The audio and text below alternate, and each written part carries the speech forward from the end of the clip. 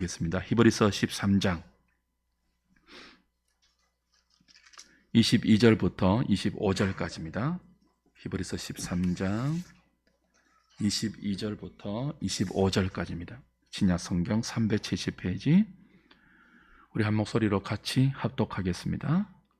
형제들아, 내가 너희를 권하노니 권면의 말을 용납하라. 내가 간단히 너희에게 썼느니라.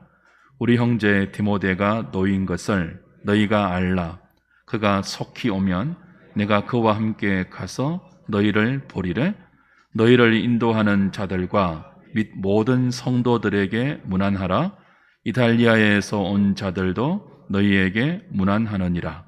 은혜가 너희 모든 사람에게 있을지어다. 아멘. 히브리서 마지막 시간입니다. 히브리서는 사실상 13장 21절로 편지가 끝이 났어요. 교인들을 위해서 기도하고 하나님께 영광을 돌리고 아멘 했잖아요. 이제 이 편지를 교회에 보내기만 하면 되는데, 저자는 형제들아, 내가 너희를 권하노니 권면의 말을 용납하라. 내가 간단히 너희에게 썼다 라고 다시 한번 지금까지 했던 자신의 권면을 교회가 용납해 주기를, 받아주기를 당부합니다. 켈빈은 이 구절을 저자가 인간의 악한 본성을 알기 때문에 설교를 싫어하고 권면과 훈계를 싫어하는 그런 본성을 알기 때문에 다시 한번 재차 당부하고 있다, 그렇게 해석합니다. 여기 권면을 용납하라라고 할 때 이 권면이라는 단어는 곁에서 부른다 혹은 곁으로 부른다 하는 파라클레시스라는 단어인데요, 종종 위로로 번역되기도 하고 혹은 설교로도 번역됩니다. 저자가 지금까지 쓴 모든 가르침, 편지로 쓴 모든 권면, 모든 설교, 모든 가르침이 비록 떨어져 있지만 바로 곁에 붙어 있는 것처럼 그들을 위한 권면이었다, 그런 의미가 있습니다. 이 권면과 어근이 같은 단어 중에 성령님을 의미하는 파라클레토스라는 단어가 있어요. 제가 원어를 써서 좀 죄송합니다만 좀 그 뜻을 밝히기 위해서입니다. 그 파라클레토스, 성령은 보혜사라고 번역되기도 하고 변호자, 상담자, 위로자, 대언자, 여러 가지 단어로 번역이 되는데요, 어근이 같아요. 권면과 성령의 어근이 같다는 말이죠. 그 무엇을 의미하는가 하면, 지금까지 히브리서 저자가 1장부터 13장까지 길게 그 독자들을 붙들어주기 위해서 설교의 성격을 편지로 띄워 보냈지 않았습니까? 편지로 적었지 않습니까? 근데 이 모든 권면의 말씀이, 이 모든 가르침과 당부와 설교가 저자 자신의 개인적인 사상이나 개인적인 충고 정도가 아니라 성령님의 감동 가운데 성령께서 마치 그들과 곁에 있는 것처럼 이 저자의 마음을 통해서 그들을 붙들어주고 위로했으니 나의 모든 권면을, 나의 모든 그 가르침과 설교를 너희들이 용납하면 좋겠다, 그런 의미가 들어 있습니다. 히브리서는 편지 형식을 띤 설교라고 말씀을 드렸습니다. 이 편지를 받고 있는, 이 설교를 듣고 있는 독자들은 예수 믿은 지 오래되었지만 믿음이 흔들리고 있는 상태입니다. 그들도 이전에는 굳건한 믿음 위에 서 있었죠. 히브리서 10장 한번 돌아가 보십시오. 10장 32절부터 보십시오.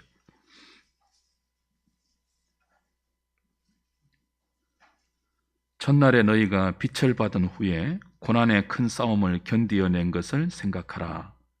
혹은 비방과 환난으로서 사람에게 구경거리가 되고 혹은 이런 형편에 있는 자들과 사귀는 자가 되었으니 너희가 갇힌 자를 동정하고 너희 소유를 빼앗기는 것도 기쁘게 당한 것은 더 낫고 영구한 소유가 있는 줄 알미라.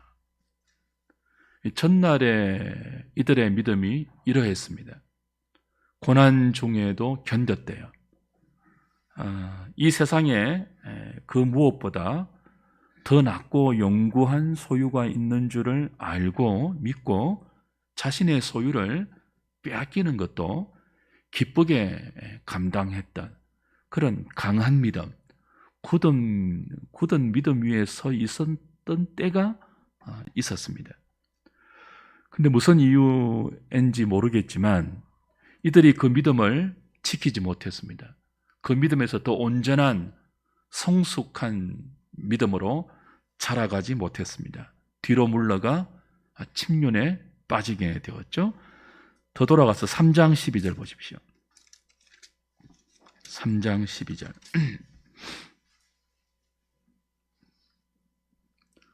형제들아, 너희는 삼가 혹 너희 중에 누가 믿지 아니하는 악한 마음을 품고 살아계신 하나님에게서 떨어질까 조심하라 그랬죠.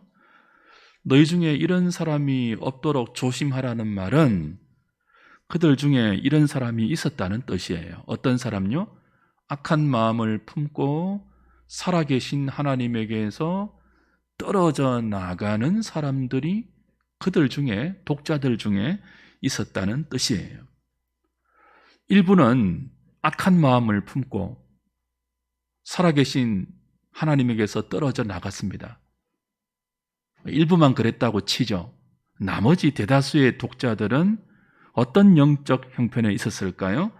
5장 12절 가보십시오. 5장 12절. 오늘 히브리서 마지막 시간이잖아요. 그러니까 뭐 전체는 다 요약을 못해도 마지막 부분이 의미하는 내용의 요약 정도는 우리가 좀 해야 됩니다. 5장 12절. 때가 오래되었으므로 너희가 마땅히 선생이 되었을 터인데 너희가 다시 하나님의 말씀의 초보에 대하여 누구에게서 가르침을 받아야 할 처지이니 단단한 음식은 못 먹고 젖이나 먹어야 할 자가 되었도다. 자, 일부 교인들이 악한 마음을 품고 살아계신 하나님에게서 떨어져 나가는 상태라고 했죠. 대다수의 교인들은요, 그리스도의 도의 초보에서 머물러 있어요. 그래서 단단한 음식은 먹지 못하고 늘 젖만 먹어야 하는, 우리 그 지안이 참 데리고 나가도 됩니다. 그 부모들은 이렇게 아이를 안고 같이 예배드리면서 아이를 위해서 기도하는 마음을 배웁니다. 막 이렇게 하나님, 우리 아이가 예배 잘 드리게 해서 이런 마음을 애들이 울고 보챌 때 배우고요. 부모들만이 아니라 모든 성도들이 함께 예배드리는 법을 배우는 거예요. 그러니까 어린아이들이 예배 시간에 칭얼거리고 우는 것을 여러분이 금하면 안 돼요. 될 수 있으면 이 공예배 시간에 모든 가족들이 함께 예배 드리도록 여러분 힘써야 합니다. 어디까지 했죠? 5장 12절. 그 대부분의 교인들은 시간이 오래 지났음에도 불구하고 예수 믿은 지 오래되었음에도 불구하고 어떤 자리에 머물러 있다고요? 젖이나 먹어야 되는 아주 그 유치한 신앙의 상태로 그 뒤로 퇴보해 있다는 거예요. 처음에는 우리 아까 보았잖아요. 고난을 기쁘게 견뎠고 자신의 소유를 빼앗겨도 더 나은 소유가 있는 줄 알고 그걸 감당했잖아요. 그런 믿음의 자리에서 대부분의 교인들이 어디로 물러가 있다고요? 더 이상 성장해서 단단한 음식을 먹는 자리가 아니라 오히려 퇴보해서 영적 어린아이 수준으로 물러가 있다는 거예요. 12장 12절 가보십시오. 12장 12절. 그러므로 피곤한 손과 연약한 무릎을 일으켜 세우고 너희 발을 위하여 곧은 길을 만들어 저는 다리로 하여금 어그러지지 않고 고침을 받게 하라. 그리스도의 도의 초보의 수준에 머물러 있을 뿐 아니라 믿음의 경주를 하지 못하고 있습니다. 손이 피곤해 있습니다. 믿음의 경주를 달려야 할 이들의 영적 손과 무릎이 연약해져 있고 피곤해져 있습니다. 그 발이 곧은 길을 만들지 못하고 굽은 길을 가고 있죠, 지금. 그리고 절고 있습니다. 저는 다리로 하여금 어그러지지 않고 고침을 받게 하라. 이 말은 지금 이들이 쩔뚝쩔뚝 믿음의 경주를 달리지 못하고 쩔뚝쩔뚝 절고 있다는 뜻이에요.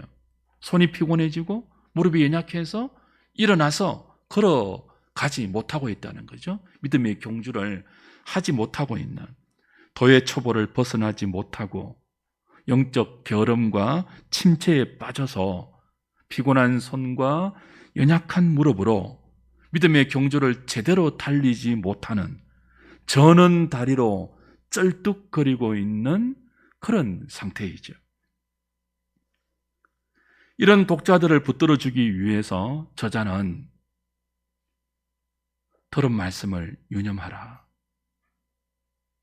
그리고 너희들이 지금까지 들었던 그 말씀의 핵심이 되는 예수님을 깊이 생각하라.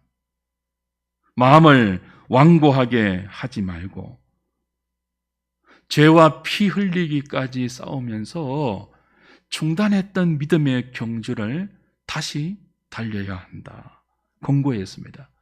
1장부터 13장까지 긴 가르침, 긴 설교를 이들을 붙들어주기 위해서 편지로 썼던 저자는 해야 할 말이 훨씬 많지만, 그러나 이들의 상태를 고려해서 최소한의 중요한 내용만 간단히 썼다 그래요.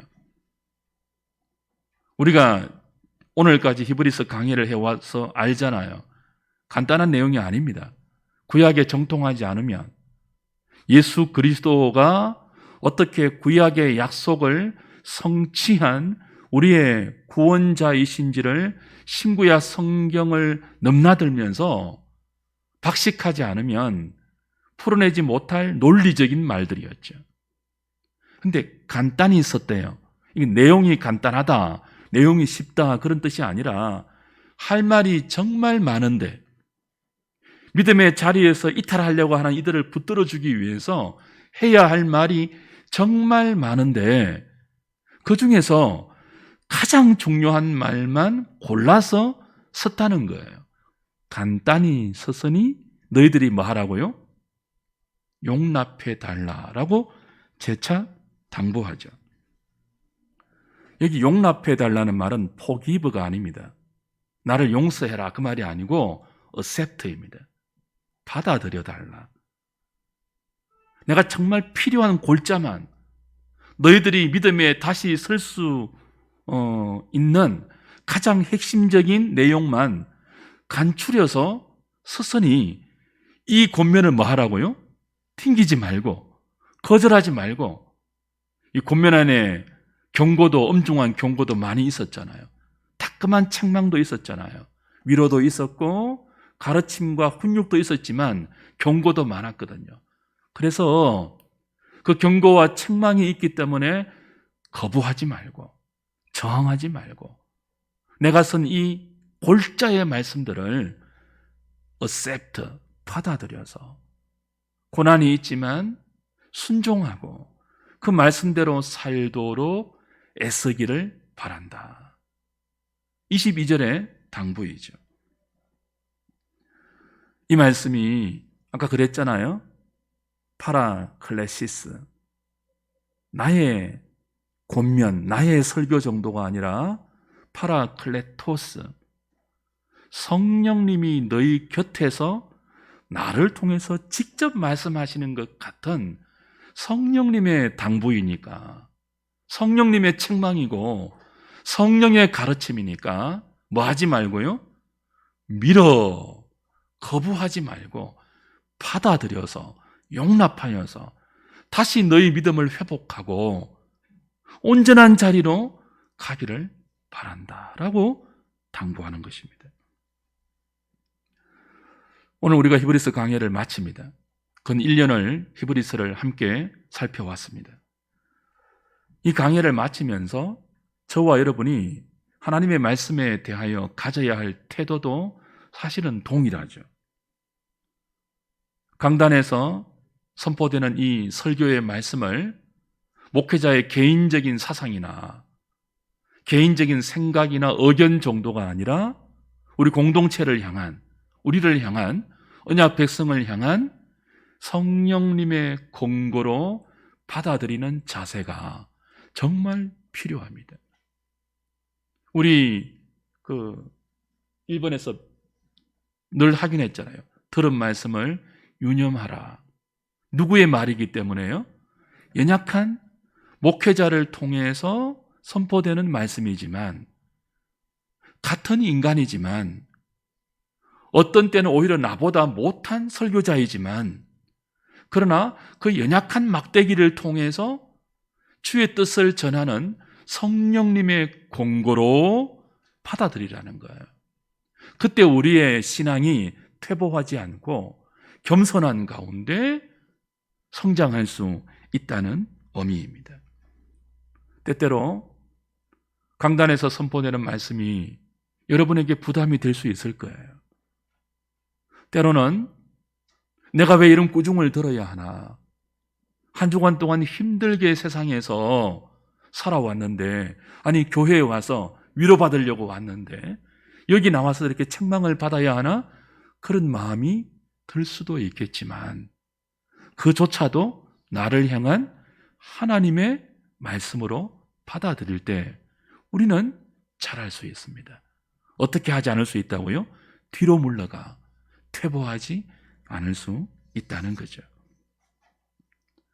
히브리서 독자들이 사실 초반에 강한 믿음, 고난을 견뎌내고 소유를 빼앗기는 것도 기쁘게 감당했던 그 강한 믿음, 굳센 믿음에서 이렇게 저는 다리를 가지고 쩔뚝거리는 도의 초보에 머물러 있는 이런 믿음으로 퇴보한 이유는 들은 말씀을 유념하지 않았어입니다. 2장 1절 다시 한번 확인해 볼까요? 2장 1절.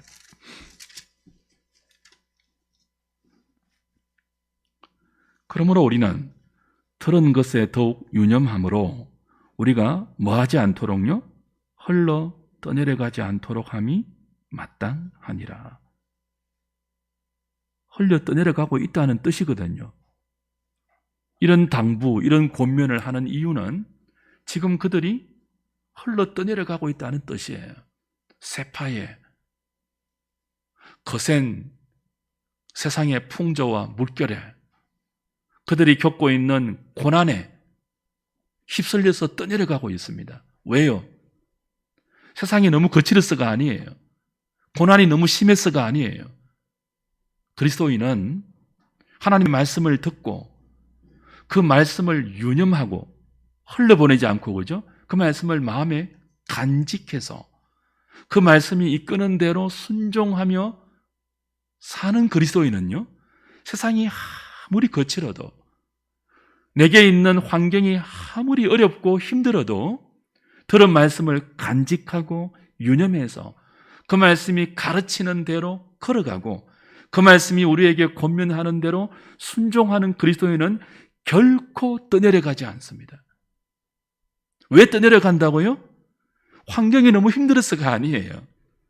세상이 너무 거세서가 아니에요. 하나님의 말씀이 우리에게 허락되고 있음에도 불구하고 그 성령님의 권고가 마치 우리 곁에 있는 것처럼, 그 말씀이 마치 우리를 하나님 곁으로 부르는 것처럼 매일 매주 허락되고 있음에도 그 말씀을 유념하지 않으므로, 그 말씀을 간직하지 않으므로, 그 말씀과 더불어 자신의 영혼이, 자신의 믿음이 헐러 떠내려 가고 있는 거죠. 성숙한 믿음의 자리로 자라가지 못하고 왜 우리의 신앙이 뒤로 물러가 침륜에 빠지고 퇴보하고 있을까요? 들은 말씀을 간직하지 않기 때문입니다. 들은 말씀을 유념하지 않기 때문입니다. 주 안에서 사랑하는 여러분, 한 해의 마지막 지점에 우린 도달해 있죠. 여러분, 지난 한 해 동안에 잘 자라셨습니까?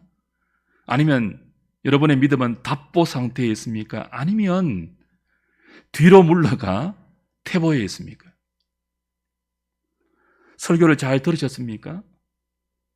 들은 말씀을 간직하고 계신지요? 이 주일 예배 듣고 돌아가면은 오늘 설교 제목이 뭐였지? 본문은 뭐였지?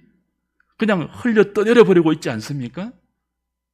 매일 제가 보내드리는 말씀 묵상을 여러분 스스로 하고 계십니까? 영혼의 양식으로 하나님의 말씀을 매일 섭취하고 계십니까? 먹지 않으면 자랄 수 없습니다. 양식을 섭취하지 않으면 어떻게 자라겠습니까? 하나님의 말씀을 간직하고 묵상하고 유념해서 순종해 보면 그 말씀을 주신 살아계신 하나님을 경험할 수 있습니다. 왜 여러분들이 하나님을 경험하지 못하는 줄 아십니까? 말씀을 간직하지 않고 그 말씀대로 살아보지 않아서 그래요. 하나님이 죽으셔서 우리가 하나님을 만나지 못하는 것이 아니에요.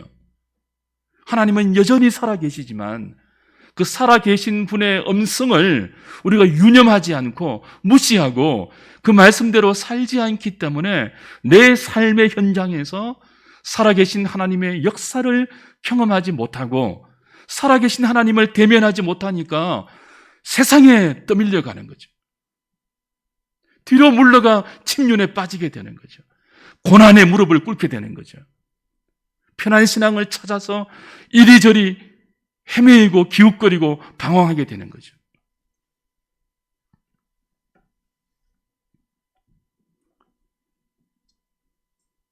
늦지 않았습니다. 내 나이가 지금 몇인데 그럴 필요가 없습니다. 지금부터라도 하나님 말씀을 유념해서 듣고 그 말씀을 간직하고 그 말씀을 붙들고 매일 묵상하는 말씀을 내 삶에 순종하려고 애쓰고 그걸 위해서 성령님에게 기도해 보면 여러분의 가슴이 뜨거워질 때가 있습니다. 냉랭하면 안 돼요. 하나님의 말씀을 붙들고 그 말씀대로 살아보려고 노력하고 내 힘으로 안 되니까 하나님의 도우심을 구하는 기도의 자리에 나아가 아버지의 이름을 부를 때 가슴이 뜨거워지죠. 연약한 나의 무릎을 일으켜 세우시는 성령님의 손길을 경험할 수 있죠. 이 거센 세파를 뚫고 지나가게 하는 그리스도의 은혜를 맛볼 수 있죠.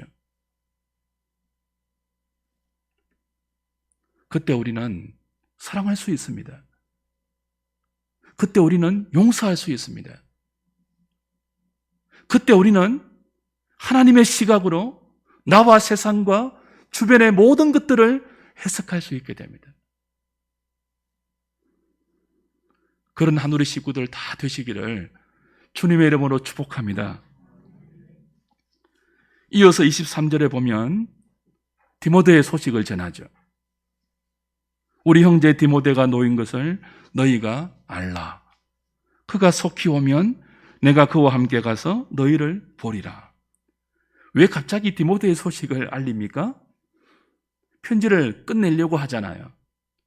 그런데 그들에게 꼭 알려주어야 할 소식이 이제 막 당도했기 때문이죠. 신약 성경에 디모데가 옥에 갇혔다는 구절은 여기밖에 없습니다. 풀렸다고 하니까.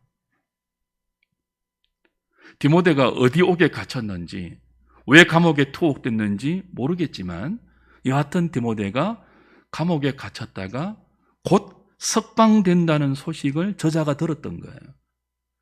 이 구절에 근거해서 많은 학자들이 히브리서는 바울이 적었다라고 주장하는데 딱히 그렇게 보이지는 않습니다.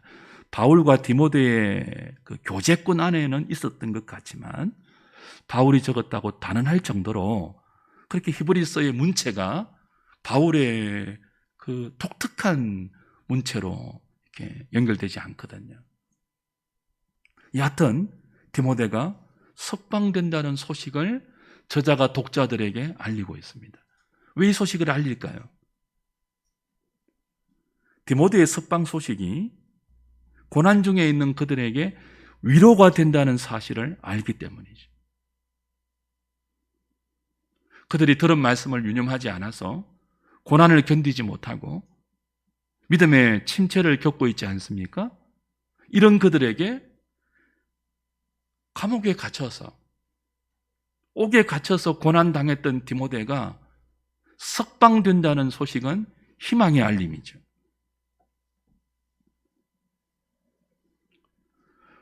우리 하누리 공동체에도 매주 이런 희망의 소식이 교동정을 통해서 그덕그덕 알려지면 좋겠습니다.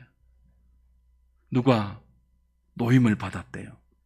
여기 노임을 받는다는 말은 혹자는 병에서 고침을 받는다, 그렇게 해석하기도 합니다. 디모데가 육신이 연약했잖아요. 우리 중에 누가 고침을 받았습니다. 우리 중에 누가 극심한 고난을 겪었지만 그 고난 중에 믿음으로 일어섰습니다. 그런 소식들. 우리 중에 누가 병에서 일어났습니다. 우리 중에 누가 사업에 실패해서 극복하고 일어났습니다. 우리 중에 누가 살 소망을 끊길 정도로 극심한 고난 중에 있었지만 하나님의 위로 가운데 다시 힘을 내어 일어서고 있습니다. 재기하고 있습니다. 기도해 주십시오. 이런 소식들 말입니다. 우리 중에 누가 믿음의 자리를 떠났다가 긴 방황의 세월을 거치다가 이제 아버지께로 돌아왔습니다. 이런 소식들 말입니다. 그리고 그가 오면, 디모데가 석방되어서 오면 자신이 디모데와 함께 독자들에게 가서 보겠다고 말합니다. 그렇죠? 왜 디모데와 함께 그들에게 가서 너희를 보겠다고 하죠? 단지 보고 싶어서 그럴까요? 디모데의 석방 소식과 건재한 모습을 보여주기 위해서만 가고 싶은 것일까요? 그렇지 않죠. 19절에 이미 우리가 확인했는데요. 13장 19절 다시 보십시오. 지도자를 위한 기도 부탁을 할 때 이런 기도도 부탁했지 않습니까? 19절에 내가 더 속히 너희에게 돌아가기 위하여 너희가 기도하기를 더욱 원한다. 지금 떨어져 있잖아요. 직접 권면하지 못하니까 설교를 편지로 써서 그들을 붙들고 있잖아요. 근데 이제 정말 직접 가기를 원한다는 거죠. 근데 누구와 함께요? 디모데와 함께. 근데 여기 19절에 너희에게 돌아가기 위하여라는 이 돌아간다는 말과 오늘 본문에 있는 23절에 그와 함께 가서 너희를 본다는 이 말은 조금 뉘앙스가 달라요. 23절은 석방된 디모데와 함께 그들에게 간다. 이건 물리적인 이동이죠. 지금 저자가 어디에 있는지 모르지만 히브리서 독자들이 있는 곳으로 디모데와 함께 지리적으로 가겠다. 물리적으로 너희들에게 가겠다. 그런 뜻이라면 19절에 속히 너희들에게 돌아가기를 원한다. 기도해 다오. 이 구절은 물리적인 이동과 더불어서 그 회복의, 영적인 회복의 의미가 많이 들어 있습니다. 19절에 내가 더 속히 너희에게 돌아가기 위하여라고 할 때 이 돌아간다는 말은 리턴이 아니에요. 리스토어예요. 회복한다. 회복된다. 그러니까 단지 물리적으로, 지리적으로 리턴해서 너희들에게 간다. 그 뜻을 넘어서 나의 돌아감이, 디모데와 함께 내가 너희들에게 이 돌아감이, 복귀함이 피차에 뭐 하는 길이라는 거죠? 회복되는 길이라는 거예요. 지금 이들이 어떤 상태에 있죠? 뒤로 물러가 침륜에 빠져 있잖아요. 처음 믿음을 지키지 못하고 있잖아요. 악한 마음을 품고 혹자는 살아계신 하나님께서 떨어져 나가 있잖아요. 저는 다리로 쩔뚝거리고 있잖아요.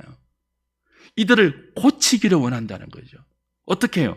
편지 정도가 아니고, 영상 설교 정도가 아니고, 직접 가서, 옥에서 놓인 디모데와 함께 직접 가서 하나님 말씀을 더 간절하게 권면하고 설득하고 가르쳐서 그들의 저는 다리를 고치고 회복시키기를 원한다는 뜻이죠. 그걸 위해서 가고 싶다는 거예요. 내가 속히 돌아갈 수 있도록, 그 속히 돌아감이 너희들과 나의 피차의 회복이 될 수 있도록 기도해 달라는 거죠. 그리고 그 길에 디모데와 함께 가겠다는 거예요. 사랑하는 여러분, 저와 여러분, 우리 교우들의 만남, 우리 교우들의 교제가 피차를 회복시키는 성도의 교통이 되기를 바랍니다. 우리 이런 만남이 있잖아요. 만나면 다운되고 막. 그 사람 만나고 오면 더 믿음이 적어지고. 그죠? 근데 어떤 사람 만나면요, 마음이 막 고양되고, 기도하고 싶고, 성경 공부하고 싶고, 뭐 그런 지체에 있잖아요. 디모데와 저자가 히브리서 독자들에게 그런 인물인 거죠. 내가 속히 너희들에게 복귀하는 것이, 돌아가는 것이 육체의 만남 정도가 아니라 피차의 영혼의 회복이 일어나는, 뒤로 물러갔던 신앙이 다시 전진되고 다시 회복되고 더 온전한 자리로 자라가는 그런 만남 되기를 바란다는 거죠.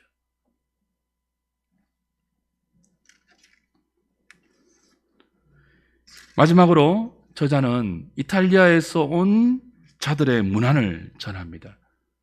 그리고 독자들의 지도자와 성도들에게 자신의 문안을 전해달라는 요청과 더불어서 은혜가 너희 모든 사람에게 있을지어다 라고 복을 선언함으로 긴 자신의 설교를 마무리합니다.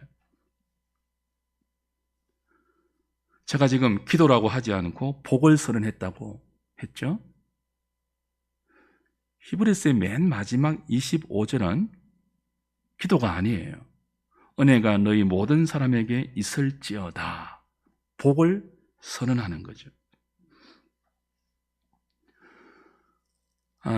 보통은 축도로 이해합니다. 축도가 뭐예요? 베네딕션이라는 이 단어는 보통은 축복 기도의 요약으로 이해하는데, 그러나 바울 서신이라든지 오늘 이 히브리서의 마지막 설교의 마지막에 나오는 이 은혜가 너희에게 있을지어다, 은혜가 너희 모든 사람이 있을지어다, 이 말은 기도가 아니라 선포이죠. 그리스도 은혜가 너희에게 있다는 선언이죠. 강복입니다. 정확하게 말하면 복이 임하는 강복이죠. 우리 예배의 마지막 순서가 뭡니까? 주보를 보시면요, 예배의 마지막 순서가 뭐예요? 강복 선언이죠. 근데 대부분 우리 그 장로교에서 예배의 마지막 순서는 우리 교회처럼 강복 선언으로 표시하지 않고 뭐라고 씁니까? 우리도 예전에는 그렇게 표시했는데요, 축도라고 썼죠. 그 축도가 뭐라고요? 사실은 기도예요. 목회자가 예배의 마지막 순간에 성도들을 위해서 축복하며 기도하는, 그렇게 이해했거든요. 근데 우리는 어떻게 지금 표시하고 있다고요? 강복 선언이라고 표시하고 있습니다. 이 둘의 차이가 뭘까요? 신학적으로 우리보다 조금 더 자유스러운 진영에서는 이 마지막 예배의 마지막 순서를 축복 기도라고 이해합니다. 그래서 목사가 이렇게 손을 들고 이렇게 축복 기도할 때 어떻게 한다고요? 뭐뭐 하기를 축원합니다 그러죠. 우리 통화측은 대부분 그러죠. 축원합니다 그래요. 기도이기 때문에 축원합니다라고 해요. 근데 우리 합동은요, 혹은 고신이는요, 조금 더 보수적이고 전통적인 견해를 가진 이 합동 장로교는요, 계실지어다 혹은 있을지어다라고 선포하죠. 근데 말은 뭐라고 쓴다고요? 축도라고 쓰니까 이게 넌센스예요. 우린 축원합니다로 하지 않거든요. 총회적으로. 있을지어다라고 하기로 예배 모범에서 결정했잖아요. 그리고 모든 합동 측의 예배는 설교자가 있을지어다 혹은 계실지어다라고 복을 선언하고 끝이 나요. 근데 왜 축도라고 합니까?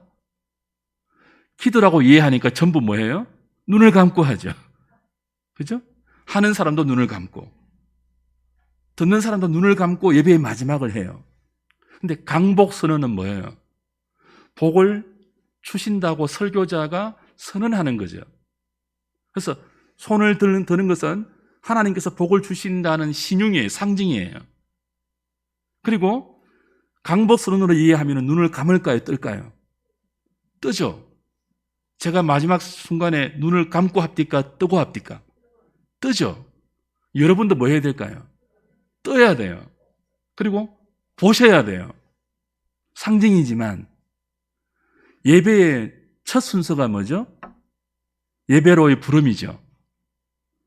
하나님께서 예배하러 나온 자기 백성을 맞이하면서, 그죠? 부르면서, 제가 예배의 부름 찬양이 끝나면 성경 구절을 읽지 않습니까? 때로는 은혜가 있다는 구절, 때로는 복을 주신다는 구절을 읽죠. 요즘 민수기 6장을 읽고 있죠.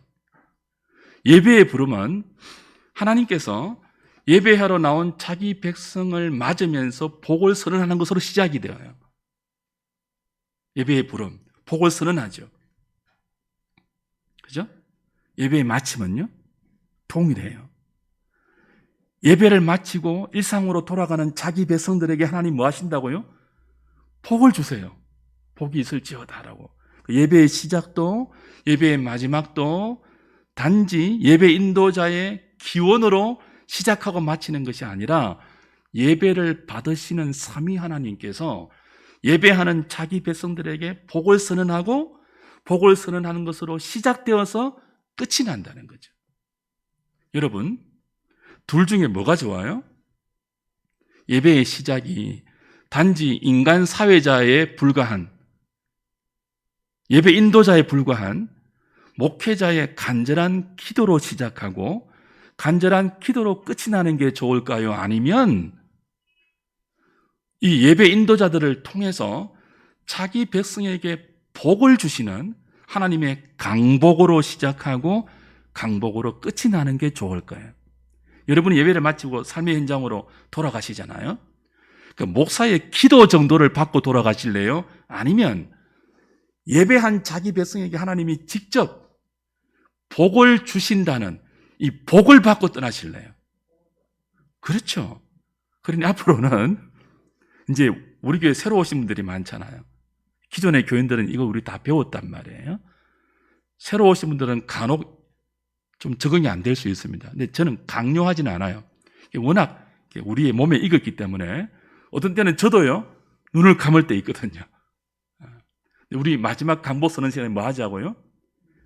예배하고 돌아가는 나에게 하나님께서 뭐 한다고요? 복을 주시구나. 그럼 이 복을 믿음으로 받고 나가셔야 돼요. 뭘 받는 정도가 아니죠? 목회자의 간절한 축복 기도 정도가 아니고 삼위 하나님께서 직접 자기 백성들에게 복을 주셔서 보낸다고요. 보통은 우리 이 강복 선언을 할 때 고린도 후서 말씀을 우리가 읽죠. 그리스도의 은혜와 하나님의 사랑과 성령의 교통이 있을지어다라고 하죠. 자, 이만큼 좋은 복이 없잖아요. 그리스도의 은혜, 한 단어로 요약했습니다. 하나님의 사랑, 성령님의 뭐라고요? 교통. 삼위 하나님이 자기 백성에게 주시고 있는, 주시려고 하는 모든 복을 가장 집약적으로 압축한 것이 이 세 단어예요. 은혜, 그리스도의 은혜, 하나님의 뭐예요? 사랑, 성령님의 교통. 이 은혜와 사랑과 성령님의 교통이 있으면 이 은혜와 사랑과 교통을 받고 나가면 뭐가 겁나겠습니까? 뭐가 두렵겠습니까? 아무리 세상에 그 시류가 거칠고 험해도 우리에게 뭐가 있다고요? 그리스도의 은혜가 있고 하나님의 사랑이 있고 성령님이 나와 함께 하시면서 교통하는, 교제하는, 커뮤니케이션하는 이 성령님의 교통이 있다면 뭐가 겁나겠습니까? 그 복을 가지고 돌아가는 거예요. 그리고 세상에서 뭐 한다고요? 믿음으로 담대히 사는 거죠. 들은 말씀을 유념해서 그 말씀대로 살아갈 수 있도록 그리스도가 은혜를 주시고 하나님께서 사랑하시고 성령께서 도우시니 육신의 연약함을 극복하고 하나님의 말씀에 순종할 때마다 살아계신 하나님의 능력을 경험하는, 그래서 하나님을 아는 것만큼 자라가고 하나님을 아는 것만큼 거룩해지고 죄를 이기는 세상의 빛, 세상의 소금으로 우리가 조금씩 성숙해 가는 거죠. 무엇 때문에요? 우리의 강함 때문이 아니라 그리스도의 은혜 때문에, 하나님의 사랑 때문에, 성령님의 교통 때문에. 그런데도 이 강복선언이 마치기 전에 뭐예요? 빠져나가는 분이 있단 말이죠. 그러지 않기를 바라요. 예배의 그 부름에서 하나님이 복을 선언하는 시간 이후에 오는 분들도 있단 말이죠. 여러분이 예배가 하나님의 복으로 시작되고 하나님의 복으로 맞춰진다는 이 의식이 있다면 예배를 가볍게 생각할 사람 없습니다.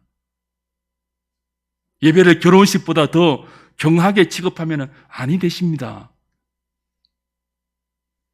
그렇죠? 복을 받는 시간인데요. 목사가 복을 빌어주는 정도가 아니라, 제가 무당이 아니잖아요. 하나님께서 직접 자기 백성에게 복을 주는, 이 복을 받아야 우리가 살 수 있으니까, 이 은혜와 사랑과 교통이 있어야지만 살 수 있으니까 얼마나 예배가 소중한 시간이에요. 주 앞에 가는 그날까지 예배를 통해서 자기 백성에게 복 주시고 은혜 주시고 사랑하시며 교통하시는 삼위 하나님의 이 놀라운 복을 여러분의 것으로 누릴 수 있기를 주님의 이름으로 축복합니다. 우리 찬송하면서